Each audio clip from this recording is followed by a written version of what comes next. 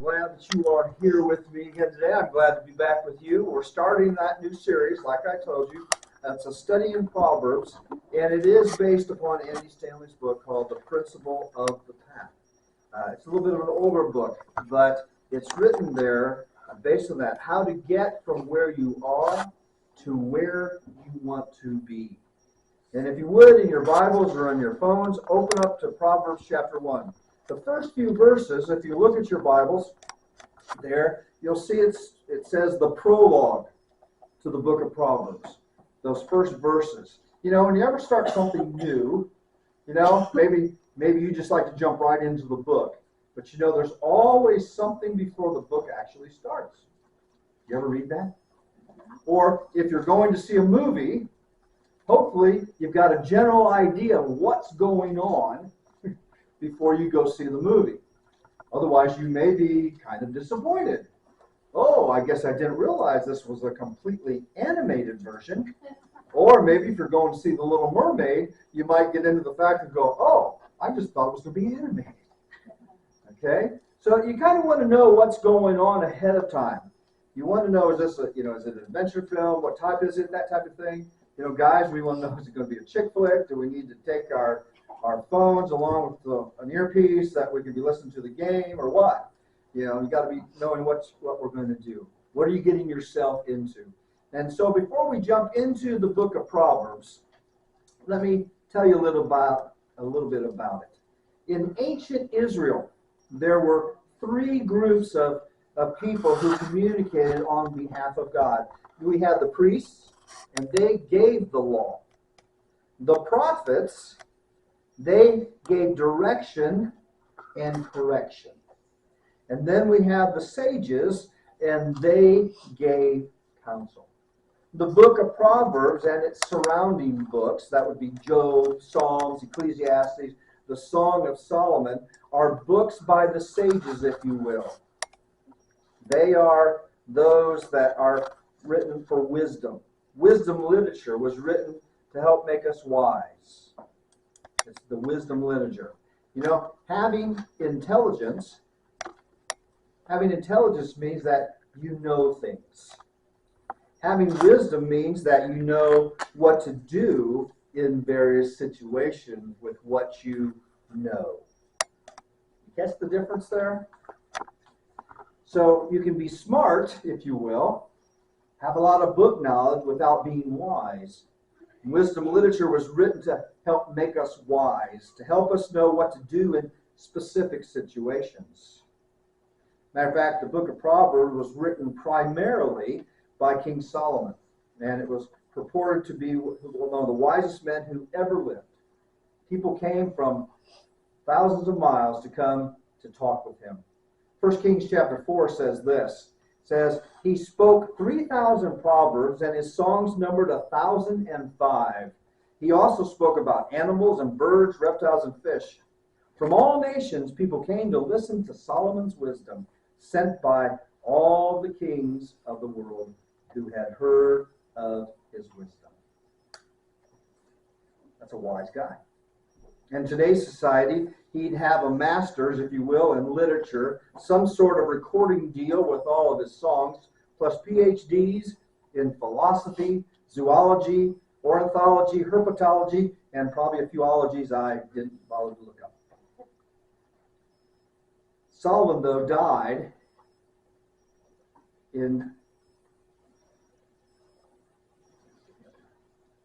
he got up here, he died in 931 BC. So most of his book was written by then. But Solomon didn't write all the Proverbs. We believe that he wrote chapters 1 through 24.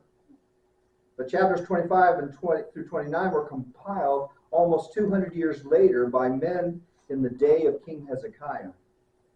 Proverbs 25:1 says, these are more proverbs of Solomon compiled by the men of Hezekiah, king of Judah. And then chapter 30 was written by a man named Agar, son of Jacob. And chapter 31 was written by King Lemuel. And we have really no idea who these two men were. We just know that they were considered to be wise as well. So enough necessarily with that background. Let's jump into the path, if you will. Flip forward in your Bibles, on your phones, to Proverbs chapter 7. And here's what we all know from Andy's story and from our own real life experiences, if you will, when it comes to the paths. The road you're on determines where you'll end up. Profound, isn't it? You're going, Mark, we came here for that. Really. But it's true, isn't it? If you head north on State Road 1, eventually what? You're going to end up in Fort Wayne. And whatever road, whatever highway, whatever path I'm on will determine where I end up. If I want to end up somewhere warm during the winter, I can pack my beach towel, my sunscreen, with every hope that I can spend a week in Florida. But if I head north instead of south, I'm going to end up in Canada. And we all know that very well, don't we? So here's the principle of the path. Your direction, not your intention, determines your destination. And as obvious as that is in the world of geography, when it comes to the rest of our lives, whether it be in our family life, our financial life, our marriages, the way we raise our kids, our physical fitness, our professional life, this same principle applies, but we have a difficult time doing it. In every area of life, my direction, not my intention, determines my destination. Yet, how many times have you been in a conversation with someone who is describing how their life got shipwrecked? You know? Or how their marriage blew up, or their kids grew up rebellious and resentful. How many times have you talked to students who didn't get the grades they were hoping for, or didn't make the team, or the troop, or the group that they were hoping for? And as they're describing what led up to their failure, you just think to yourself, well, didn't you see that coming? It's so much easier when we're looking at someone else, isn't it? But let's take that principle a little further. It's so much a part of life on planet Earth that it trumps or overcomes almost everything else besides God that you've got going for you.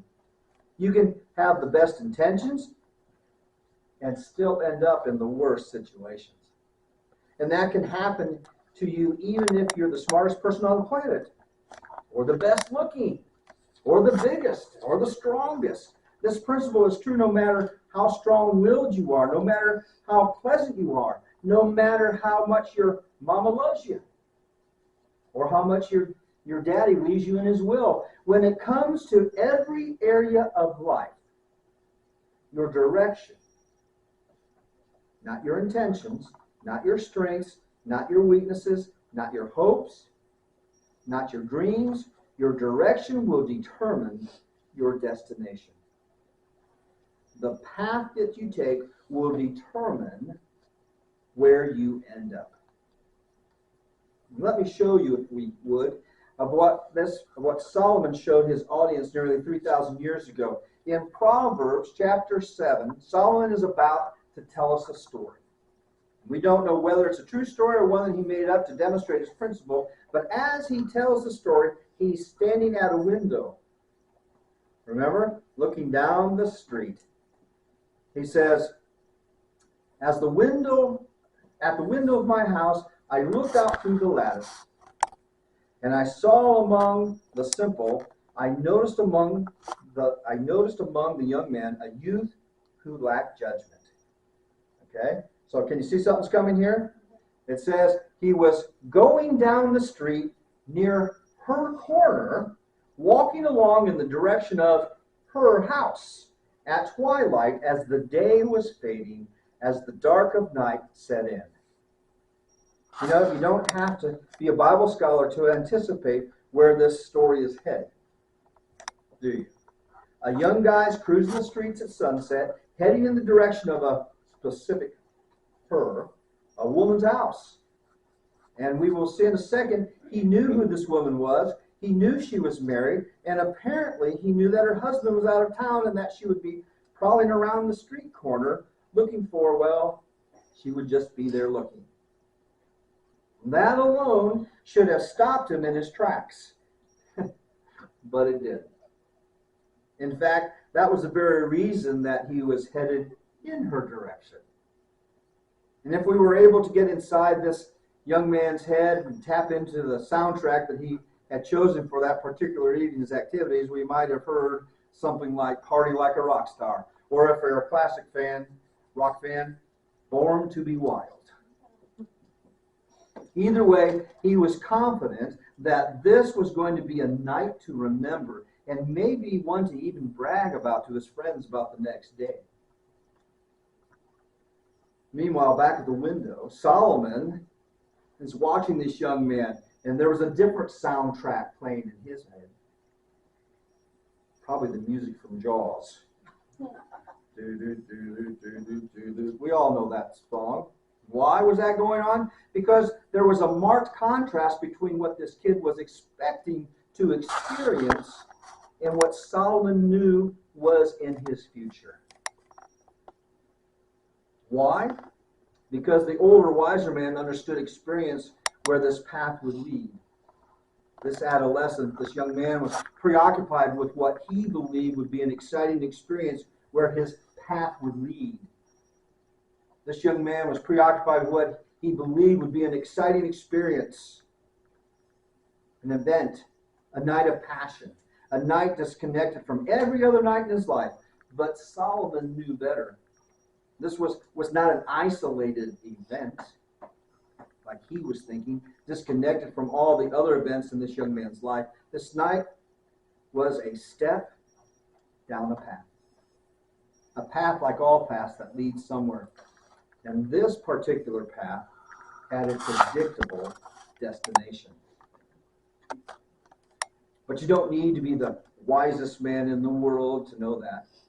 You could predict the outcome of this encounter with nothing to draw on but your own experiences, couldn't you?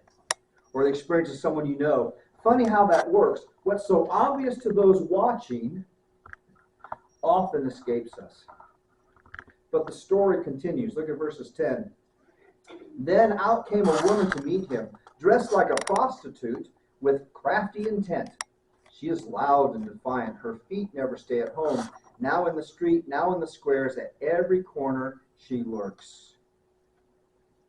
Can you hear the music? Now it's switched to Beethoven's Ninth, with the impending sound of fate knocking at the door. Dun, dun, dun, dun.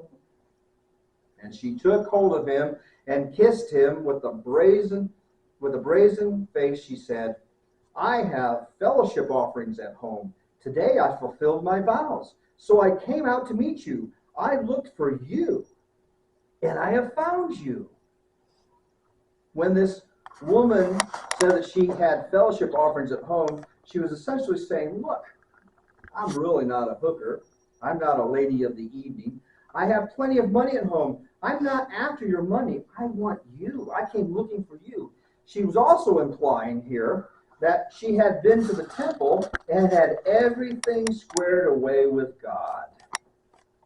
Don't worry about it. I've got it taken care of. I've given my offerings.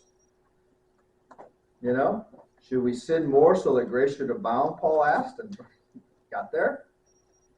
You know, having already taken her sin bucket, if you will, and dumped it out at the altar, she was ready to fill it up again with him. This young guy is thinking, if my friends could just see me now. And at that point, he pumped up the volume of his soundtrack to 10, and he pinched himself to make sure that it wasn't